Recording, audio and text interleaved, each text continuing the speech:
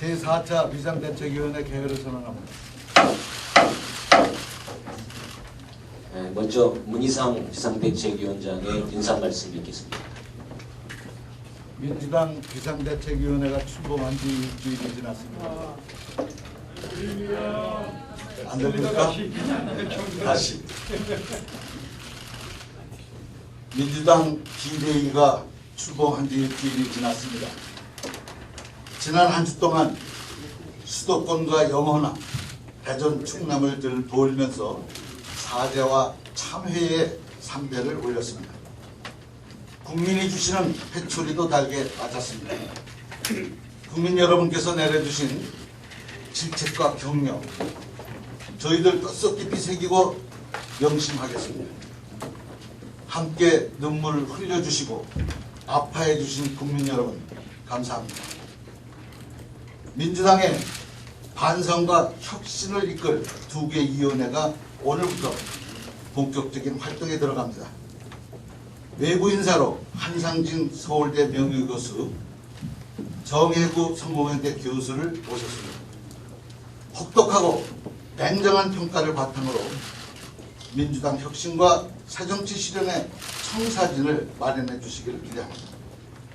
민주당 100년의 설계들을 준비해 주시기를 바랍니다.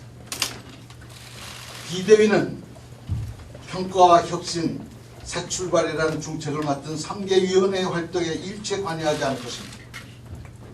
오직 국민의 뜻에 따라 국민 눈높이에서 국민의 신뢰를 되찾는 방법을 꼭 모색해 주십시오. 비대위는 할 수 있는 모든 지원을 아끼지 않겠습니다. 현재 세계 경제 상황은 매우 어렵습니다. IMF보다 더 심각한 상대가 올 것이라고도 합니다. 서민 체감 경기는 훨씬 심각한 상태입니다. 주변 4대국의 정상이 모두 교체되었습니다. 이러한 어려운 국내외 여건에서 새로 출범하게 되는 박근혜 정부가 꼭 성공하시기를 바랍니다. 지난 대선 기간 동안 박근혜 후보가 경제민주화, 복지 정책 등 진보 진영의 의제에 상당한 관심을 보이는 정책을 내놓았습니다. 치열하게 경쟁했지만 이 부분에 대해서는 사회적 합의가 도출된 점도 상당히 있다고 생각합니다.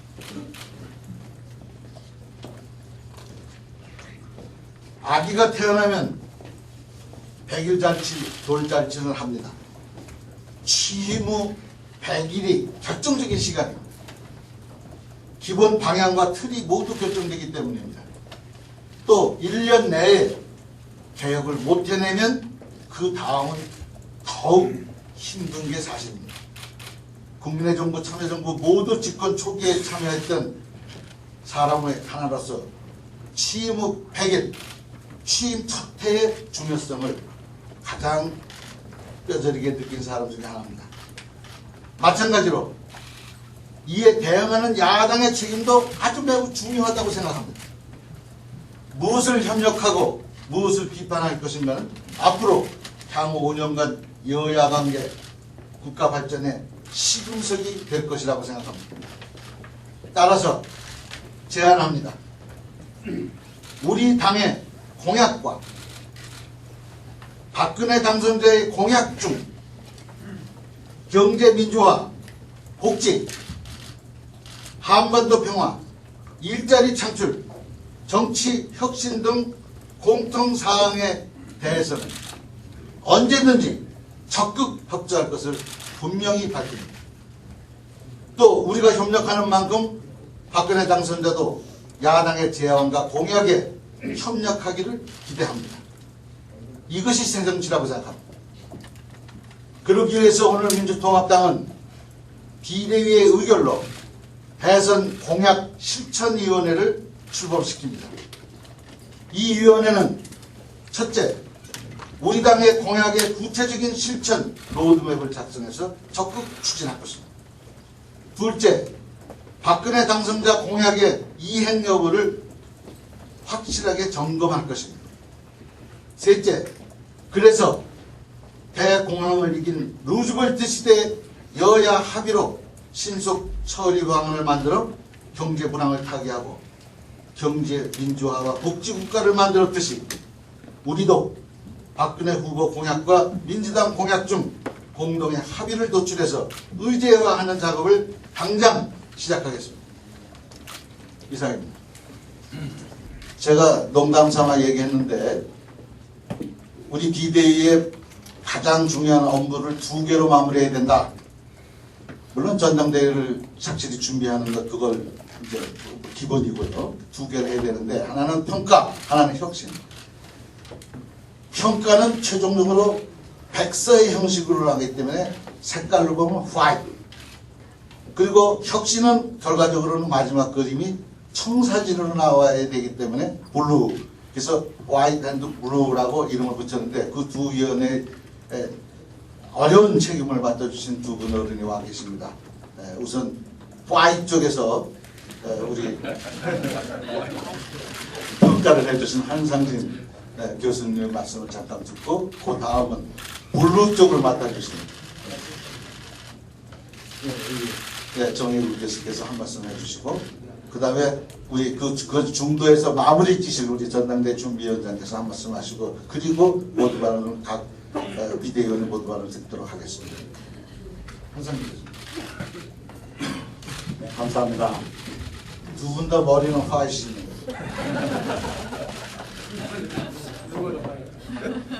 우선 막중한 책임감을 느낍니다. 또 새로 써야 하는 역사 앞에서 두려움도 있습니다. 민주당은 긴 역사를 가지고 있습니다. 작고하신 김대중 대통령께서 만드시고 바꾸셨습니다. 역사적 정권 교체를 일으켰고 분단, 권위주의, 온갖 사회적 차별이 심화된 한국 사회에서 진정으로 의미 있는 개혁도 성취하셨습니다. 자랑스러운 전통을 가지고 있는 정당입니다. 그러나 오늘 민주통합당은 심대한 위기에 부딪혔습니다. 존폐 위기에 처해 있다는 말도 들립니다.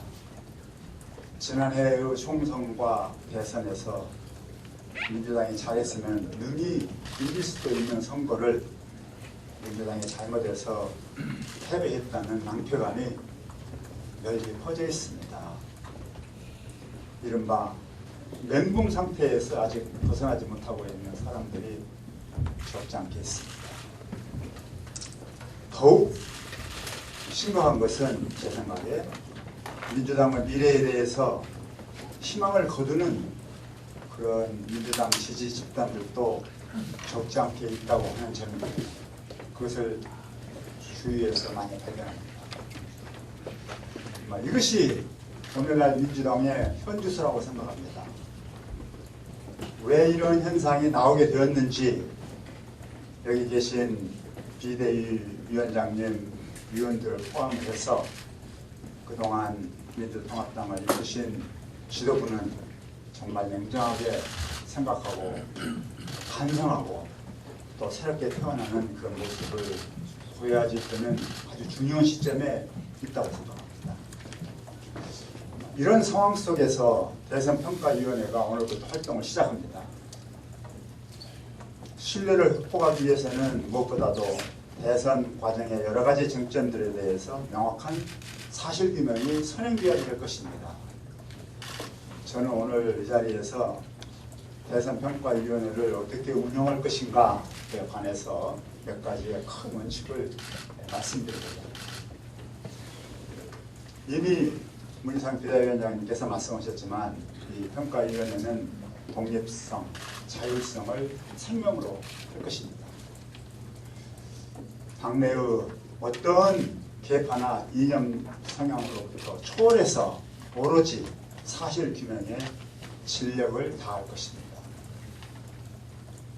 이러한 과업을 성취하기 위해서 9분의 인사가 참여합니다. 그 가운데 4분은 당 안에서 오신 분들이고 경제 분야 또는 법률 분야에 타박한 지식을 갖고 있는 전문가들입니다. 민간 부문에서 참여하는 5분은 제가 직접 선임했습니다. 각자 자기 분야에서 확실한 전공, 전문 능력을 가지고 있고 양식에 의해서 좋은 판단을 내리실 분으로 생각해서 특히 젊고 미래지향적인 세대들을 많이 부탁했습니다. 이분들이 앞으로 일을 해나가는 데 있어서 저는 어떠한 성역이나 금기, 허브에도 결코 굴하지 않고 진실규명, 사실규명에 앞장설 것입니다. 특히 2가지 영역을 생각합니다. 첫째는 후보 단일화 과정에서 이미 합의되어서 공표되었던 사정치를 위한 공동선언을 대선 선거 과정에서 과연 어느 정도 이행했는가 또는 이행하려고 했는가라고 하는 부분이 한 영역이 될 수 있겠습니다. 다른 하나는 당내 후보 경선 과정에서부터 출발해서 후보 단일화 과정, 단일화 이후의 선거 캠페인 과정을 면밀히 살펴보면서 규명돼야지 될 쟁점들에 대해서 사실규명을 할 것입니다. 거듭 말씀드리지만 여기에는 어떤 터부나 성역도 있을 수 없다고 생각합니다. 그리고 이런 작업을 하기 위해서는 많은 증언이 필요하고 또 저희들이 독자적인 활동을 할 수 있는 어떤 뒷받침이 되어야 될 것입니다. 저희들은 결코 분란을 야기시키는 진실규명을 추구하는 것이 아니고 미래를 새롭게 만들기 위한 평가 작업에 진력을 다할 것입니다. 그리고 이러한 평가 작업은 평가위원들만을 중심으로 해서 운영한다기보다는 투명성, 개방성의 원칙에 의해서 국민들도 의견을 말하고 참여할 수 있는 개방형 평가 운영 체제를 가지려고 합니다. 앞으로 이런 일을 하는 데 있어서 당 쪽에서 많은 지도와 또 협력이 필요하다고 생각합니다. 이런 과정을 통해서 민주통합당이 국민의 신임을 받는 새로운 정당으로 출발하기 위한 밑거름을 그리고 또 좋은 정책적인 대안을 마련하기 위해서 최대한 노력할 것입니다. 그러나 우리의 현실은 결코 녹록하지 않습니다. 민주당을 지지하고 민주당에 대해서 관심을 가졌던 적지 않는 분들이 과연 이 평가위원회에서 아무리 좋은 평가를 하고 좋은 대안을 내놓는다 하더라도 과연 민주당이 그것을 수용하겠느냐 이런 것에 대해서 회의적인 시각을 표명하시는 분들을 많이 보았습니다. 청컨대 민주통합당의 지도부 인사들, 비대위 여러분들 저희들이 적극적으로 활동할 테니까 적극 지원해 주시고 또 저희들이 내린 좋은 결론과 또 건의를 반드시 수용하기 위해서 최대한 노력해 주시기를 이 자리를 들어서 간곡히 청합니다. 이런 과정을 통해서 저희들은 확고하신 김대중 대통령께서 추구하셨듯이 진보적이지만 실용적이고 포용적이고 잠재적 지지층까지를 아우를 수 있는 새로운 정당으로 거듭 태어나기 위한 밑거름을 마련하고자 최대한 노력할 것입니다. 많이 도와주시기 바랍니다. 감사합니다.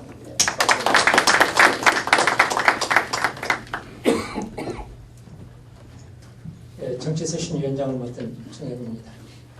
아까 그 비상대책 위원장님께서는 정치쇄신을 이제 정치혁신을 불러라고 표현했는데 사실 제 마음은 불러라기보다는 거의 불교에 가깝습니다. 좀 마음이 무겁습니다. 저는 뭐 그 현실을 좀 그대로 좀 말씀을 좀 드리겠습니다.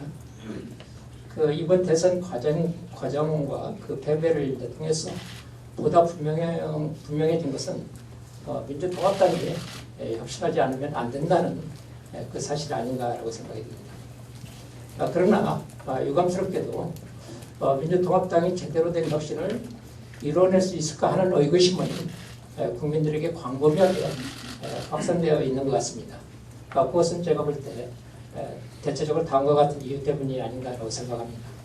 첫 번째는 지난 총선과 대선 과정에서 민주통합당이 자신의 역할을 제대로 했는가, 제대로 하지 못했기 때문에 패배하지 않았는가라는 그런 문제 때문에 그렇습니다. 그 다음에 두 번째 이유는 과거 민주통합당의 혁신 시도로 미뤄봤을 때 아마 이번의 시도도 의례적인 행사, 좀 속된 말로 얘기하면 일종의 쇼라고 할 수 있겠죠. 그걸로 끝나는 것이 아니냐라는 국민적인 어떤 불신감이 상당히 크기 때문에 그렇습니다.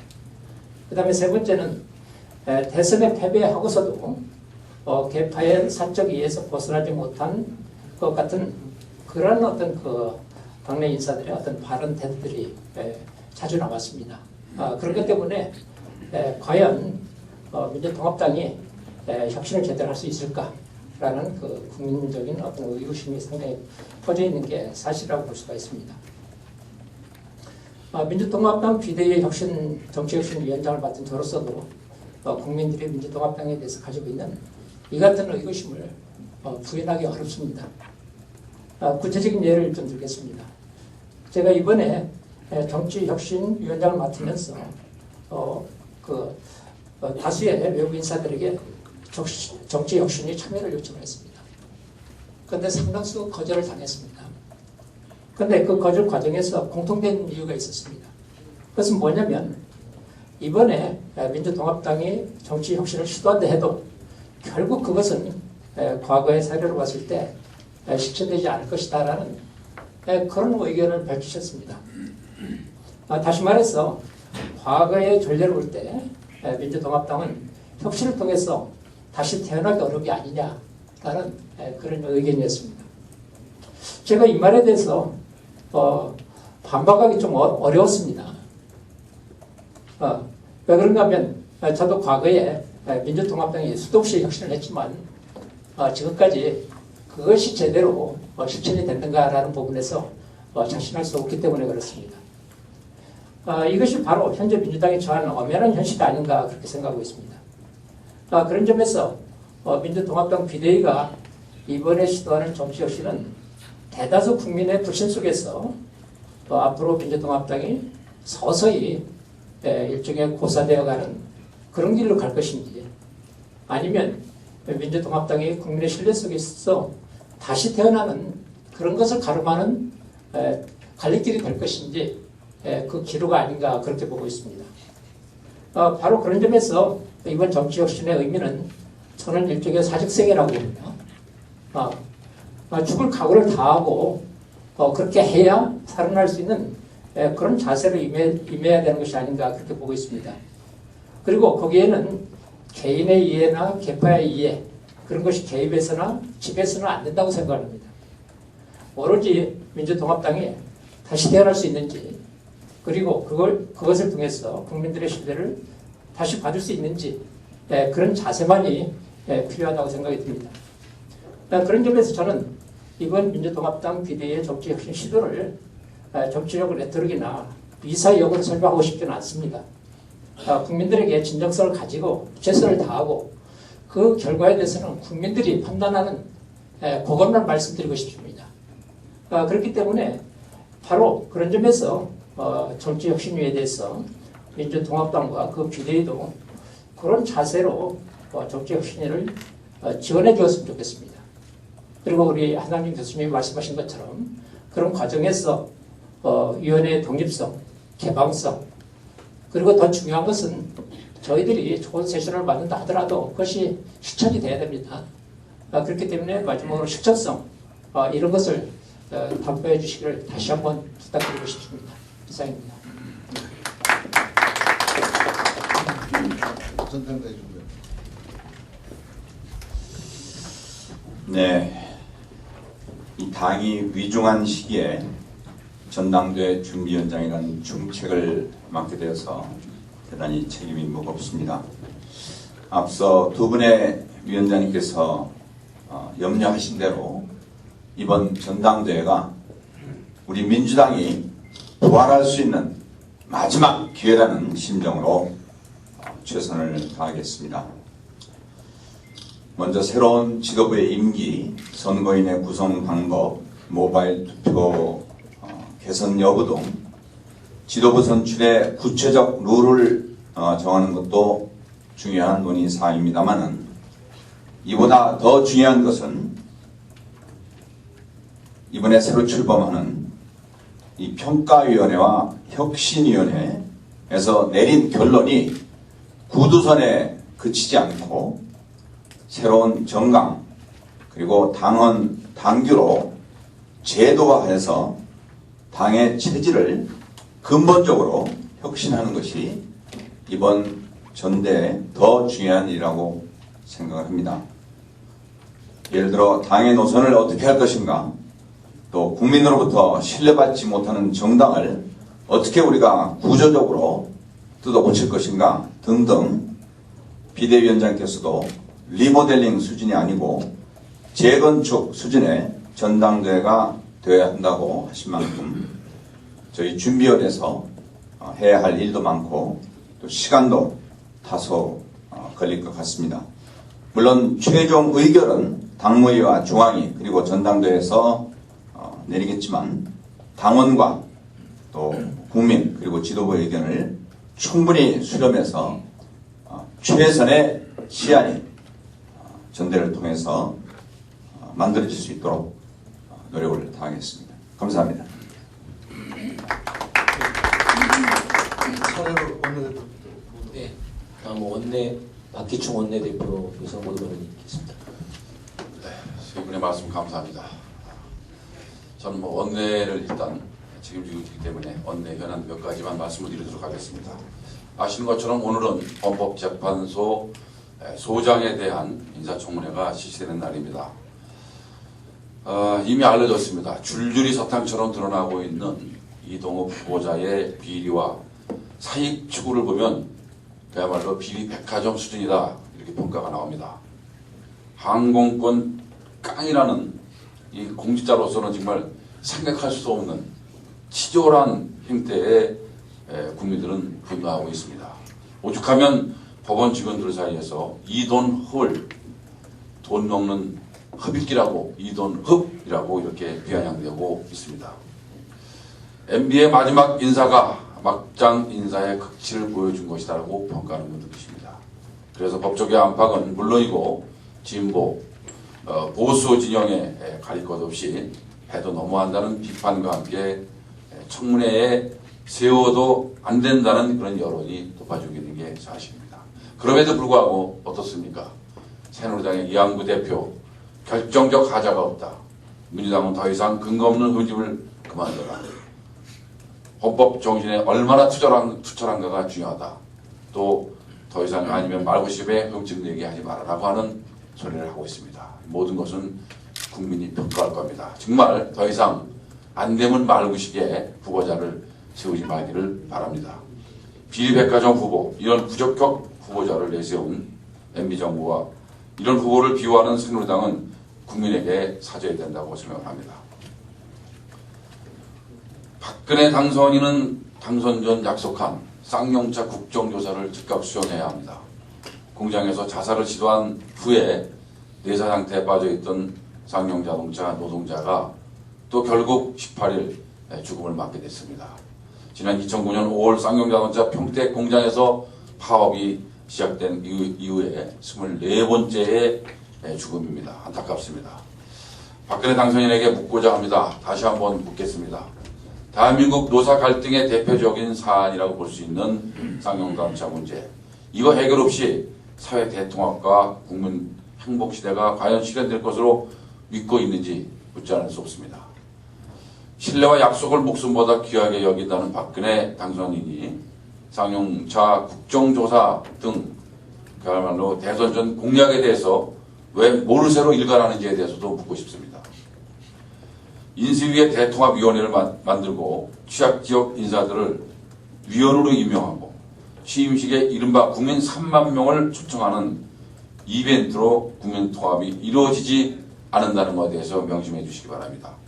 박근혜 당선인은 책임있는 자세로 국민 대통합을 위해서 쌍용차 국조를 즉각 수용하십시오. 국정조사를 통해서 시시비비를 가리고 노동자의 억울한 사연을 해소하고 재발 방지 대책을 마련하는 것이 바로 쌍용차의 미래와 국민 통합을 위한 첫걸음이 될 것이라고 믿고 있습니다. 끝으로 4대강에 대해서 한 말씀 드리겠습니다. 총체적 부실로 드러난 4대강 사업에 대한 국민적 분노가 그야말로 하늘을 찌르고 있습니다. 사업기간 내내 막무가내식 밀어붙이기로 일관한 책임자들은 반성하고 사과하는 게 순서임에도 불구하고 지금 정부의 태도는 불쾌하다는 반응을 보이고 있습니다. 이제라도 이명박 대통령을 비롯한 책임자들은 4대강 사업의 부실을 인정하고 속보 대제해야 할 때라고 생각합니다. 감사원과 국토해양부 입장이 다르고 이명박 정부와 박근혜 당선인 인수위 입장이 다르다고 하니 이제 국회가 나서야지 않을 수 없습니다. MB정부의 불통이 이러한 화를 키웠다고 봅니다. 박근혜 당선인도 책임에서 자유로울 수 없다고 또한 생각을 합니다.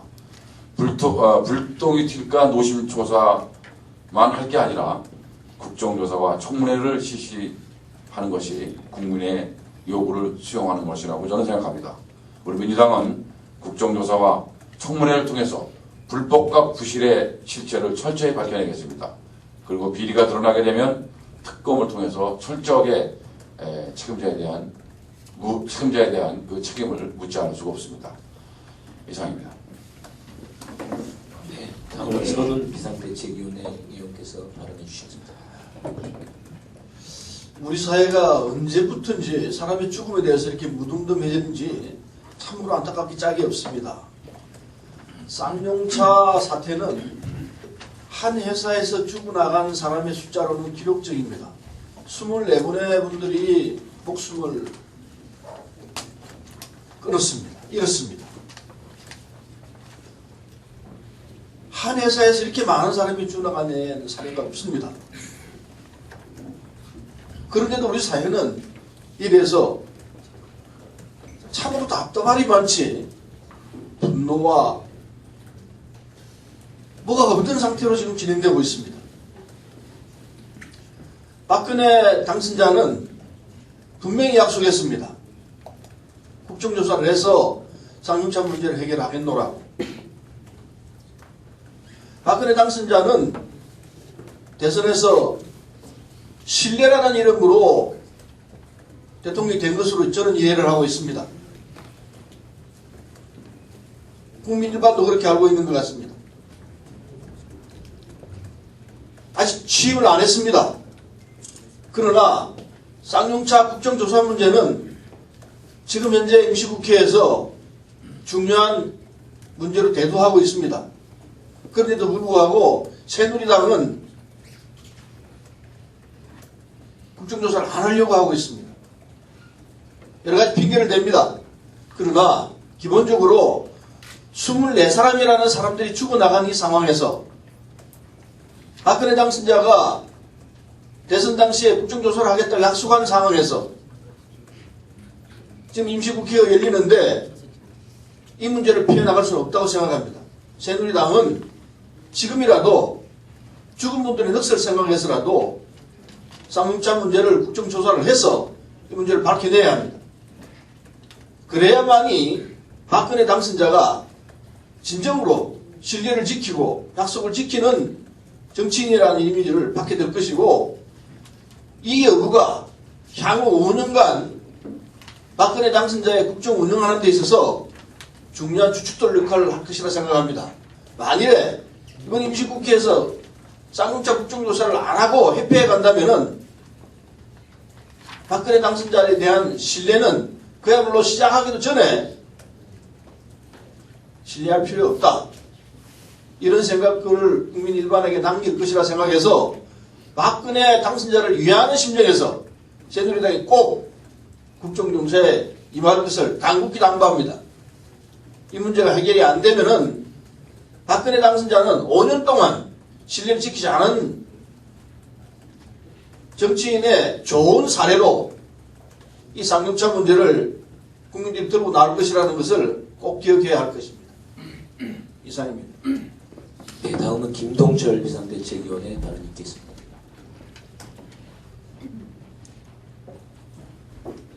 네, 이동욱 헌법재판소장 후보자에 대해서 저도 한 말씀 드리겠습니다.